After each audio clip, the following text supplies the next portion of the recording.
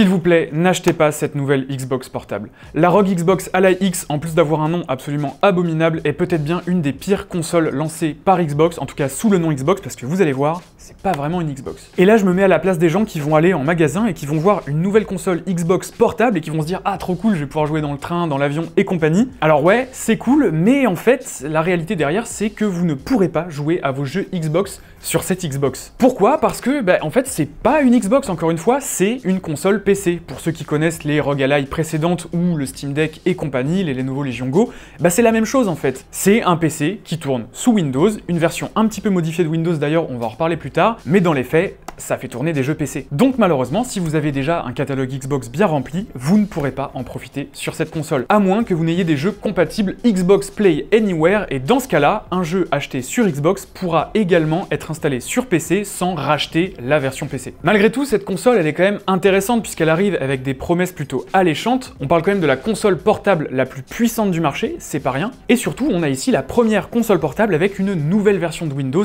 adaptée et dédiée aux consoles portables, avec donc de meilleures performances puisqu'on aurait ici une version allégée de Windows. Malheureusement, ces deux promesses-là ne sont pas vraiment tenues. Vous allez voir qu'en fait, ces deux grandes qualités sont au final deux déceptions qui font que je peux pas vous recommander cette console, en tout cas pas tout de suite. On y revient plus tard dans la vidéo, c'est chapitré si ça vous intéresse. Allez. Bref, maintenant que tout ça c'est bien clair, on va pouvoir parler un petit peu de la console, parce qu'elle a quand même des qualités. Au niveau de la prise en main, c'est simple, je pense qu'on a clairement une des consoles portables les plus agréables à tenir en main.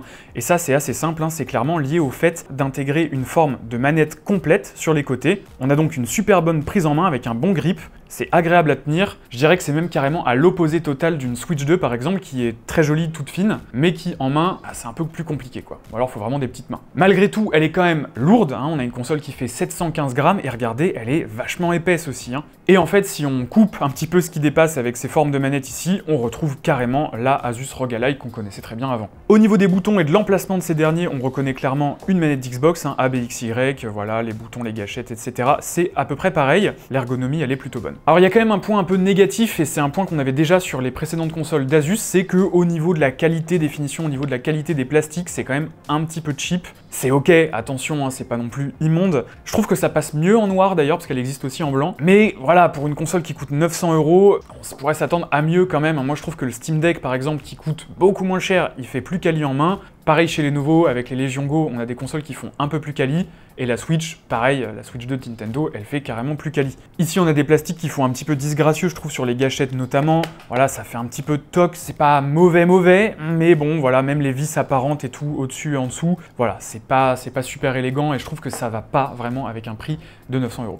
Au niveau de l'écran, pas de surprise, on reste sur exactement la même technologie que sur la précédente console de chez Asus, la ROG Ally X. Donc on a ici un écran LCD IPS Full HD 120 Hz. C'est plutôt bien, on aurait peut-être aimé avoir de l'OLED, surtout à ce prix-là, quand même 900 €. Qui dit LCD dit aussi espace couleur un petit peu plus limité que sur un écran OLED, et clairement à ce prix-là c'est un petit peu dommage. Maintenant bon, l'écran est clairement pas mauvais non plus, c'est parfaitement suffisant pour jouer à vos jeux vidéo dans de bonnes conditions.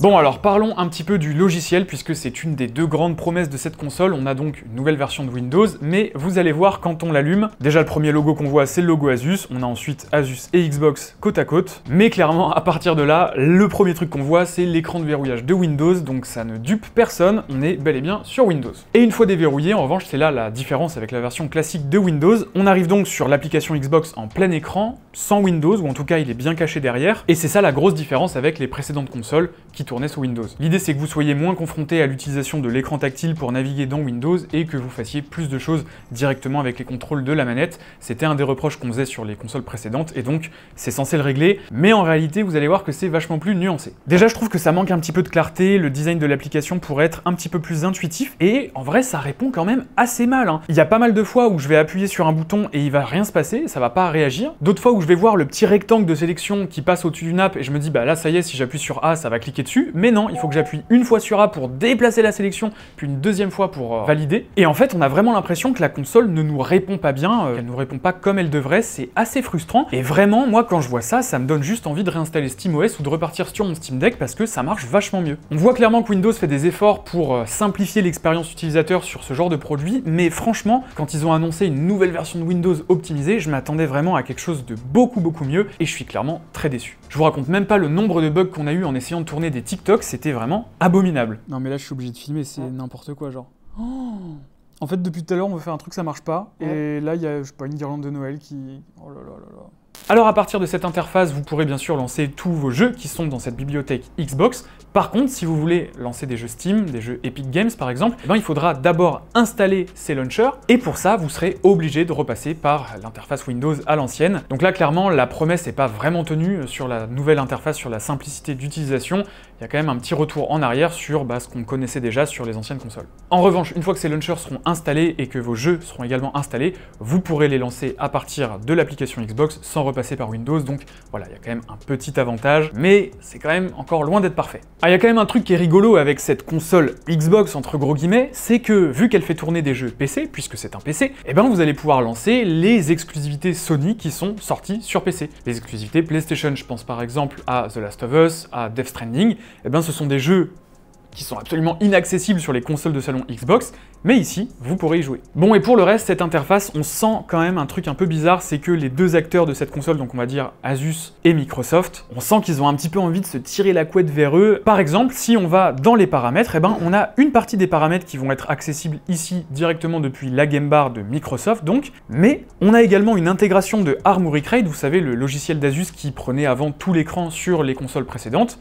Ici, il est intégré dans la Game Bar et on a accès à d'autres réglages, et donc ça fait un petit peu doublon. Par exemple, ici, on va pouvoir régler le volume et la luminosité, mais on va aussi pouvoir le faire ici depuis la Game Bar, directement depuis les paramètres de la Game Bar. Donc c'est un petit peu étrange, il y a des trucs que vous allez être obligé d'aller chercher dans l'un ou dans l'autre, c'est pas forcément très intuitif. Bon, alors tout n'est pas moche avec cette nouvelle interface, il y a quand même un avantage, c'est que on est sur une version du coup allégée de Windows, une version qui ne charge pas en fait tous les assets qui tournent en fond sur une version classique de Windows, et donc ça libère un petit peu de mémoire vive, c'est toujours bon à prendre. Maintenant, comme je vous le disais, c'est pas parfait, puisqu'il y a certains moments où on va être obligé de repasser par l'ancienne interface Windows, et à ce moment-là, ça va recharger tout ça, et si vous voulez le décharger à nouveau et repasser dans l'application Xbox en plein écran, vous ne pouvez pas le faire directement, vous allez être obligé de redémarrer complètement la console. Et là quand même on sent qu'il y a vraiment un côté bricolage qui est pas agréable du tout et va vraiment falloir travailler là-dessus. Bref, si vous êtes un habitué des consoles Xbox, je pense que vous allez être un petit peu déçu par l'expérience utilisateur que propose cette console, parce que voilà, il y a ce côté un peu bricolage pas fini. Ok, Microsoft va dans la bonne direction en proposant une nouvelle version de Windows allégée,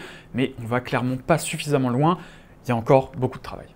Maintenant, parlons du gros point noir de cette console, ses performances. Alors avant toute chose, il faut savoir qu'Asus propose deux versions de cette console, de la même façon que Xbox avec la Series S et la Series X, ici on a la ROG Ally et la ROG Ally X. Les deux ne proposent pas du tout le même niveau de performance, les deux puces sont très différentes, donc attention à laquelle vous choisissez. Pour cette vidéo, on va se concentrer uniquement sur le modèle haut de gamme, le modèle le plus puissant. Et là, c'est vraiment très décevant, puisque cette console était censée être la console portable la plus puissante du marché, tout simplement, avec sa nouvelle puce AMD exclusive pour l'instant à cette console. Elle arrivera par la suite sur d'autres consoles évidemment, mais pour l'instant c'est celle-là qui la propose. Et cette puce, elle était censée être 20% plus puissante que les précédentes puces les plus puissantes sur le marché, donc quand même une belle augmentation, et c'est pas du tout, mais alors pas du tout, ce qu'on observe. Dans nos tests qu'on a effectués sur différents jeux assez variés, et surtout sur 3 unités différentes de cette console pour être vraiment sûr, on a observé des résultats assez dramatiques, puisqu'en fait, cette console, avec sa nouvelle puce, fait moins bien que la puce précédente qui est censée être 20% moins puissante. Donc là, c'est quand même assez grave, on parle d'une console à 900 € pour rappel, et on a des résultats qui sont moins bons que les anciens modèles. Aïe aïe aïe aïe aïe. Donc nous, ce qu'on pense, c'est que c'est clairement pas normal, en fait, la puce ne se comporte pas comme elle le devrait, sa fréquence GPU reste en fait bloquée à des niveaux bien trop bas, alors qu'on sait qu'elle peut aller beaucoup plus loin, et on le sait puisqu'on l'a testé dans un benchmark 3D Mark, et sur ce benchmark, elle se comporte absolument normalement.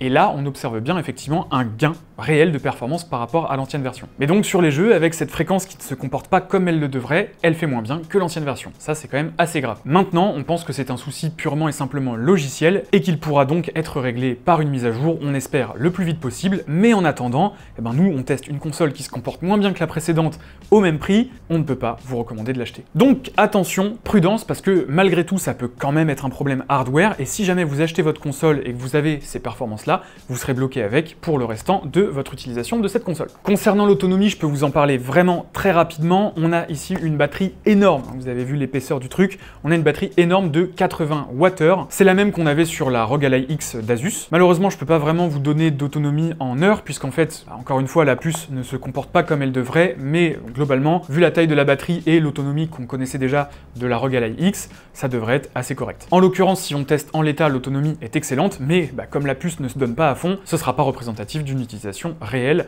si le problème est corrigé. Bref, on est en train de bosser sur un test béton, il sera déjà sorti au moment où vous verrez cette vidéo, le lien est dans la description, et dans tous les cas, on refera sûrement une vidéo pour reparler de tout ça en détail, en espérant que les problèmes de cette console soient réglés. Bref, quel bilan peut-on faire de cette nouvelle console pour le moment? Eh ben, le bilan, il est assez mitigé, il est même très mitigé. Personnellement, je suis assez déçu, je m'attendais vraiment à beaucoup mieux, que ce soit du côté du logiciel avec cette nouvelle version de Windows qui aurait dû aller beaucoup plus loin à mon avis, qui aurait dû aussi bien mieux marcher, ou du côté des performances qui ne se comportent absolument pas comme elles le devraient, pour le moment, encore une fois. Du côté des clients Xbox, et je parle pour les consoles de salon, là, il y a clairement un truc un petit peu ambigu avec cette nouvelle console. Microsoft market le truc vraiment sur le côté Xbox portable, mais comme on l'a vu, ce n'est pas une Xbox, c'est un PC qui fait tourner des jeux PC. Et si on parle pour les gens qui sont habitués à ce type de produit, à savoir donc les consoles PC portables, et là aussi vous allez peut-être être un petit peu déçus, puisque finalement ce produit, dans son état actuel, n'apporte pas grand chose de plus que ce qui existait déjà sur le marché, donc les ROG Ally X, les Lenovo Legion Go et compagnie, ou même que le Steam Deck avec SteamOS, qui je pense a encore de belles années devant lui. Bref, j'espère que cette vidéo vous aura plu, qu'elle vous aura renseigné. Dites-moi ce que vous pensez de cette nouvelle console dans les commentaires, et je vous recommande aussi d'aller voir d'autres tests pour vous faire un avis bien complet. N'oubliez pas de vous abonner à la chaîne, de mettre un petit j'aime, ça fait toujours plaisir, et quant à moi je vous dis à une prochaine pour une nouvelle vidéo. Salut!